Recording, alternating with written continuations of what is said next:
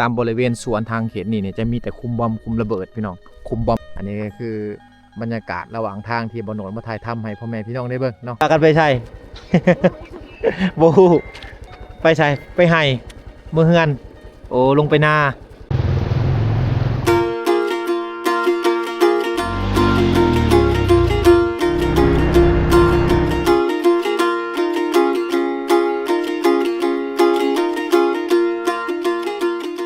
กราบทักทายสบายดีสวัสดีพ่อแม่พี่น้องเมื่อสุขุสุขคนคือเก่ายินดีต้อนรับทุกคนเข้าสู่ช่องบ่าวโหนดพาเลาะพี่น้อง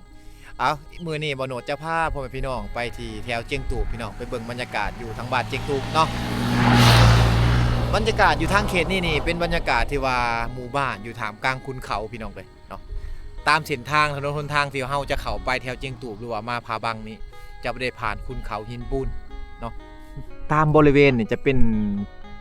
ขุนเขาหินปูนทั้งหมดเลยพี่น้องเนาะมุม360องศาเป็นเขตภูเขาภูดอยพี่น้องภูเขาหน่วยนี่เป็นภูเขาสายเดียวกันครับที่จะเข้าไปชายแดนลาวเวียดนามพี่น้องหรือว่าเชื่อมต่อกับประเทศเวียดนามพุ่นแหละอยู่ตามบริเวณทางเขตนี่จะมีแต่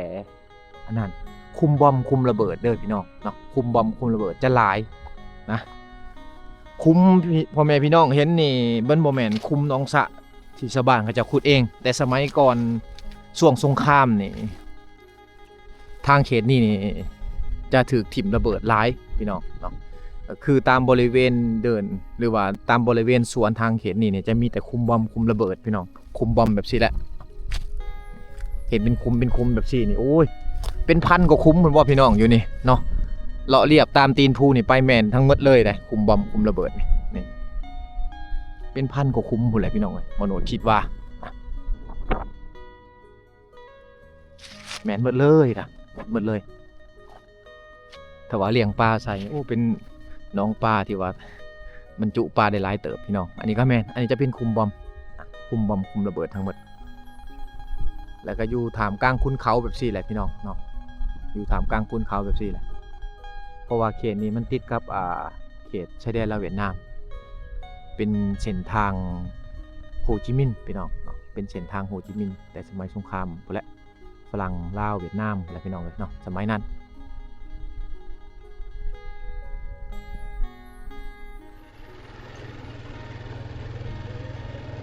เดินทางกันต่อพี่น้องส่วนหลายเส้นทางที่บ่โหนดมากก็สิเป็นเส้นทางประมาณนี้พี่น้องเลยเนาะเป็นเส้นทางดินแดงพี่น้องเส้นทางนี้แม่นเส้นทางที่ว่าเชื่อมต่อระหว่างประเทศลาวกับประเทศเวียดนามนะเป็นเส้นทางสายหลักของชาวบ้านกับเจ้าที่เขาเจ้าใช้ในการไปมาหาสู่กันพี่น้องไปหาพี่น้องที่เวียดนามแน่พี่น้องเวียดนามมาหาพี่น้องลาวแน่พี่น้องเลยเนาะเส้นทางนี้เพิ่นแปลงทุกปีพี่น้องในช่วงฤดูฝนเส้นทางนี้จะเป้นะแต่ว่าช่วงฤดูแล้งมาแล้วเขาจะมาแปลงเส้นทางขึ้นให้เกรดขึ้นให้แปลงขึ้นให้เกรดให้มันเรียบแบบซี่แหละพี่น้องเนาะตัวการไปมาทางนี้ก็ถือว่าสะดวกสบายนะเพราะว่าบางเขตที่ว่าเป็นหมู่บ้านใหญ่ๆจะมีไฟฟ้ามีสัญญาณโทรศัพท์พี่น้องเอ้ยเนาะและก็มีสุขศาลามีโรงเรียนทางเขตนี้ถือว่าเขาจะออกพัฒนาเข้ามาหลายเติบได้พี่น้องเอ้ยเนาะอีกต่อหน้าไป10-20 ปีต่อหน้าไปนี่ประเพณีอันเก่าๆอยู่ทางเขตนี้อาจจะบ่มีเนาะอาจจะลงลืมกันไปตามกาลเวลาพี่น้องเพราะว่าย้อนความทันสมัยหรือว่าเทคโนโลยีเนาะเข้ามาเรื่อยๆเด็กน้อยอยู่ทางเขตนี้แม่นเด็กน้อยที่ว่าทันสมัยแล้วพี่น้องเนาะฮู้จักดินโทรศัพท์ฮู้จักเรื่องโลกภายนอกแล้วเป็นบางหมู่บ้านที่ว่ามีสัญญาณอินเทอร์เน็ตมีโทรศัพท์ใช้พี่น้องเนาะแต่ว่าบางบ้านเท่านั้นที่ว่ายังบ่มีสัญญาณอินเทอร์เน็ตยังบ่มีไฟฟ้ายังก็ยังแบบดั้งเดิมอยู่พี่น้องเอ้ยเนาะนี่แหละก็คือการเวลาจะเฮ็ดให้ทุกสิ่งทุกอย่างคอยลบเลือนไปพี่น้องเนาะตามกาลเวลาไปอีก20 ปีข้างหน้าอาจจะบ่มีแบบนี้ทุกมื้อนี้ไปหาจักสารเด็กน้อยรุ่นใหม่นี่บ่ฮู้แล้วการสารติบเข้ากันสารกระด้งการสารกระโตกพี่น้องอาจจะบ่มีแล้วมีแต่รุ่นเก่าๆเท่านั้นที่ว่ายังลงเรืออยู่นะคือสวนเพิ่นสวนมันเพิ่นพี่น้องเนาะมันอยู่ทางเขตนี่ถือว่าเป็นมันที่ว่าหัวใหญ่เติบเลยเนาะหัวใหญ่เติบ ดินทางเขตนี้เป็นดินที่ว่าดีพี่น้องดินคักนะดินงามเนาะเพราะว่าอยู่ในเขตภูดอยแน่พี่น้องมันเพิ่นนี่จะบ่ได้อันนั้นเลยบ่ได้รดน้ำเลยนะปักๆแล้วก็ปลูกตามแบบสิเลยปลูกปะไว้เลยพี่น้องเอ้ยเนาะปุ๋ยเขาก็บ่ได้ใส่เด้อพี่น้องทางนี้ปุ๋ยเขาก็บ่ได้ใส่เนาะอ้าวอันนี้ก็คือบริเวณสวนมันหรือว่าบรรยากาศระหว่างทางที่บ่โนดมาแวะถ่ายให้พ่อแม่พี่น้องได้เบิ่งเนาะพูนภูเขาหินปูนนี่อู้หยุดจนสุดสายตาพี่น้องเอ้ยเนาะไปหาอยู่หากินเด้ผู้หญิงอยู่ทางเขตนี่ทางไห้บ่ไอซิเลอร์ ตา ไปพากันไปทางไห้โอ้พูนไปเลยกระมูนบ่น่ะ เออ อู้มีแต่กระมูนเนาะกระมูนบ้านนาบ่ เออ เพิ่นพากันไปทางไห้พี่น้องพูนไปแบบซี่ได้ผู้หญิงในเขตชนบทลาวเฮานี่เนาะยามนี้เขาจะทางไห้ส่วนหลายจะเป็นแฮงแลกแฮงกันพี่น้องเนาะพี่น้องซอยกันหรือว่าคนเฮือนคนใกล้เคียงจะซอยกันทางไห้แล้วไห้ของผู้นี้แล้วก็ไปซอยกันพี่น้องพุ่นละจนฮอดเดือน6พุ่นละพี่น้องเข้าทางเนาะจนแล้วพี่น้องเอ้ยนะ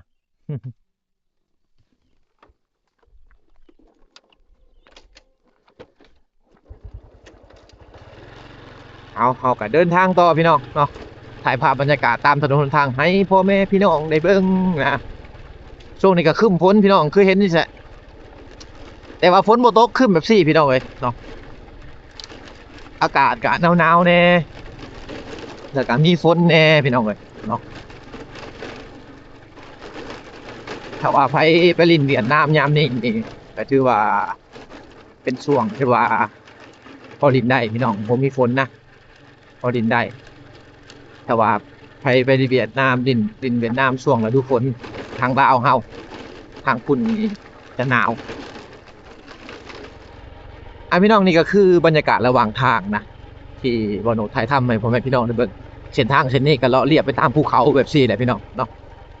เป็นเส้นทางที่ว่าอยู่กับธรรมชาติแบบ100% สองภาคทางเขานี่จะเป็นภูหัวโล้นพี่น้องจะเป็นภูหัวโล้นจะเป็นสวนแคมของชาวบ้านเขาเจ้าแต่เมื่อก่อนนี่เส้นทางเส้นนี้นี่จะเป็นเส้นทางสงครามโฮจิมินห์นะ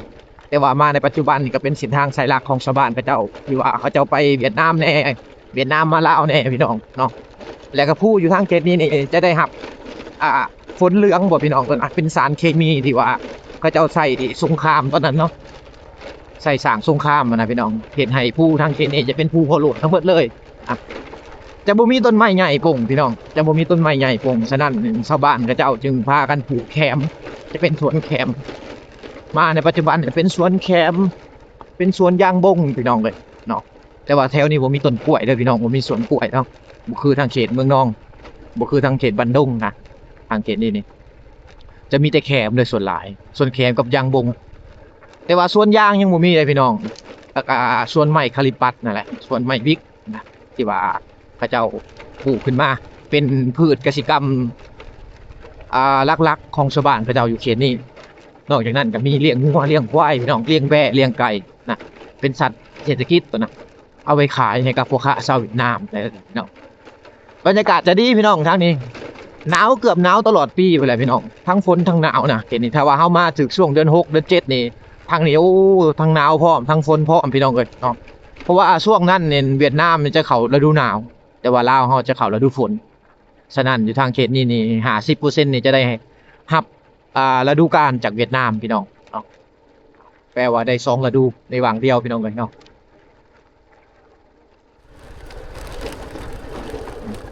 อันนี้คือโอ้สวนยางบงเพิ่นพี่น้องพูดยางบงนี่อยู่เทิงบ่ได้เนาะเพิ่นตัดเอาเปลือกนะตัดเอาไม้มาแล้วก็ถากเปลือกไปขายพี่น้องเนาะเป็นสวนยางบงเพิ่นพูดวันนี้เหลือ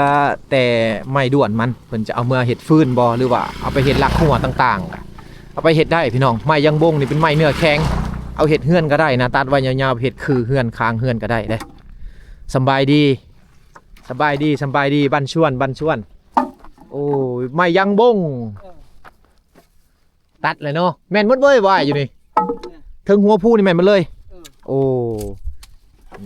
คือเจ้าของสวนเพิ่นเกียมเอามาเลี้ยงไว้จังซี่คือเพิ่นจะเอารถไถมาแก่เอาได้เอามือไว้ดังเนาะเอามือไว้ดังมาปีนี้ไผก็ขูดยางบงขายพี่น้อง ถือว่าราคาดีได้ราคา10ไปพันบ่อยโลนึงมาถ่ายปีแบบสีราคา10กว่าพันเนาะทางเขตปกติราคา1-4-5,000พี่น้องมาเดี๋ยวนี้ราคาสูงแล้วส่วนยางบงผลผู้ใดตัดอยู่จะอยู่เทิงผมพี่น้องเนาะตัดแล้วก็ขูดอยู่ลุ่มเนาะ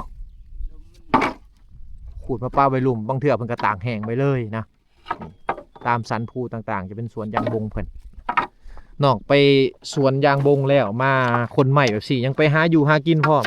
มาแต่หาอยู่หากินบ่นี่กะหรือโอ้เพิ่นมาแต่สอนนี่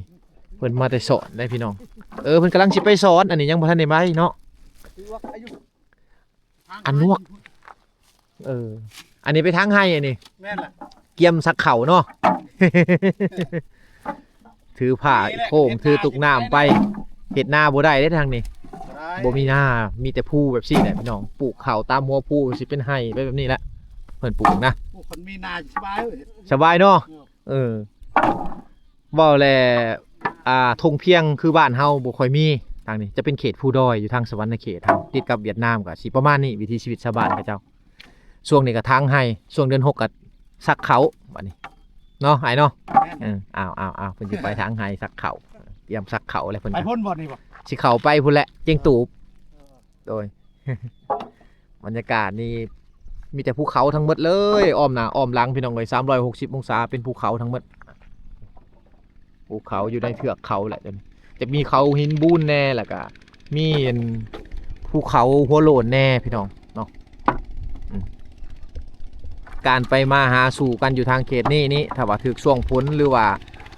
แกรถบรรทุกยังต่างๆนะพี่น้องบรรทุกเครื่องต่างเขาจะใส่รถไถนะรถไถกระบะคอยาวแบบนี้แหละรถไถแบบนี้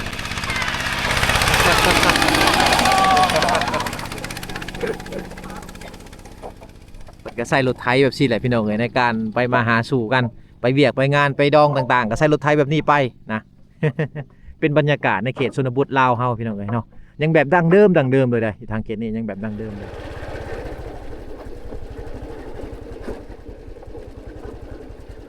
อันนี้คือทงหน้าของชาวบ้านเขาเจ้าพี่น้องเนาะทงหน้านี่ทงหน้าแคมบ้านพี่น้องจะเป็นทงหน้าในน้อยจะโมเมนต์ทงหน้าใหญ่เด้อทงหน้าทาง บันชวนนี่แม่เอ้ยอันนี้จะเป็นหน้าเจ้าบ่1 2 3 4 5 6ประมาณ6ไห่พี่น้องอันนี้หน้าเพิ่นนี่เฮ็ดในช่วงนี้เพราะว่าทางเขตนี้ได้รับฤดูกาลจากเวียดนามนะและชาวบ้านเขาต้องได้เฮ็ดหน้านำเวียดนามพี่น้องปกติบ้านเฮาจะห้องว่าหน้าแซงหน้าปังแต่ว่าช่วงเฮาเฮ็ดหน้าเดือน6เดือน7นี่เพิ่นจะบ่ได้เฮ็ดเพิ่นจะเกี่ยวแล้วประมาณเดือนนั้นพี่น้องเนาะอันนี้อีแม่เพิ่นมาเบิ่งหน้าสบายดีอีแม่บ้านชวนบ้านชวนคือกันมาเบิ่งงัวยันงัวเข้านาโอ้ยเพิ่นนี่เป็นเจ้าของนาเพิ่นโอ้ต่อหน้ามาแต่ผู้บ่แม่แล่ต่อหน้านี่จะมีแต่ผู้ต่อหน้านี่มาแต่ผู้เลย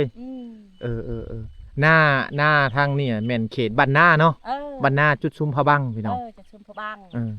กายบ้านนานี่จะบ้านตะลูโอ้ขึ้นไปในบ้านตะลูบ่กายบ้านนี่บ้านตะลูบ้านตะรั่วตะรั่วแล้วก็จิงตูบเนาะจิงตูบเวียดแล้วก็เข้าไปเวียดนามบัดนี้เวียดนามคิงเวียดนามเลย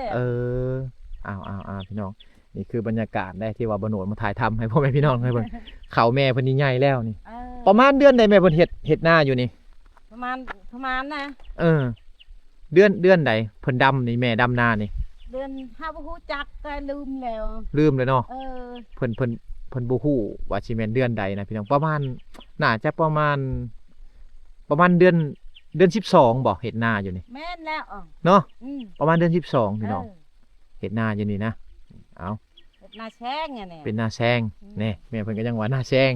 นาปีบ่ได้เฮ็ดบ่นาปีก็เฮ็ดนาปีก็เฮ็ดมีน้ำมั้ยมีน้ำเลยเฮ็ดเนาะแซงก็เฮ็ดปีก็เฮ็ดเพราะว่าทางเขตนี้ได้ฤดูกาลจากเวียดนามแน่เนาะฤดูกาลจากลาวแน่เฮ็ดนา2ครั้งพี่น้องเพราะว่าน้ำมีหลาย ก็เลยว่าเฮ็ดนาได้ เอ เนาะ อเฮ็ดนาได้นำลาย น้ำเพิ่นต่อมาแต่หัวผู้พุ่นพี่น้องผมเป็นน้ำลิ้นอยู่พุ่น น้ำห้วยนี่ น้ำห้วยตัวนั้นนะ อืม แล้วก็เฮ็ดให้เพิ่นได้เฮ็ดนา2เทื่อพี่น้องเนาะน้ำนี่ไหลตลอดปีเลย ตลอดเลยอะ เอาอันนี้ก็คือบรรยากาศระหว่างทางที่บ่โหนดมาถ่ายทำให้พ่อแม่พี่น้องได้เบิ่งเนาะทงไห้ทงหน้าของชาวบ้านเขาเจ้าพี่น้องอยู่ทางเขตบ้านนาจุดสุมพะบังนั่นเองเป็นเส้นทางสายหลักเชื่อมต่อกันหลายๆหมู่บ้านนะเพราะว่าเส้นทางเช่นนี้เปทุกๆปีเขาต้องได้กลับมาแปลงใหม่เฮ็ดใหม่จนหมดเลยพี่น้องเนาะตามตัวนี้จะเป็นทงไห้ทงหน้าเด้อพี่น้องเบิ่งขวามือนี่ตามตีนตีนภูไปเนี่ยจะเป็นเซนะหรือว่าจะเป็นห้วยจะเป็นแม่น้ำลำน้ำแต่น้อยเขาจะย่างเอาได้คนเขตนี้นะห่างกันประมาณ2-3 กิโลกันย่างเอาพี่น้องเอ้ยเขาจะไปหากินที่นี่สำบายดี ไปใช่ไปหากินบ่ไปใช่สิพากันไปใช่ โบไปใช่ไปให้เมื่อเฮือนโอ้ลงไปนาพากันลงไปนาไปหากินเลยพี่น้องนี่อยู่วังนี่นาเพิ่นอยู่แถวเขตนี่แหละเนาะ อย่างเอานาอยู่ใกล้ๆนี่บ่ นาจุเจ้าอยู่ทางใดโอ้เขาไปในพุ่น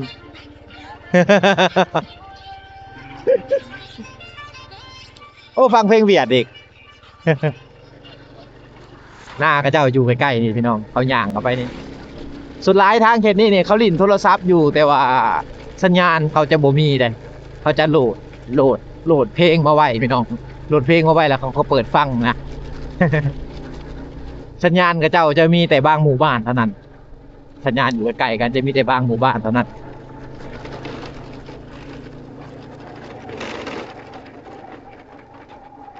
นี่คือภูเขาหินปูนโอ้เขามาลกมันพี่น้อง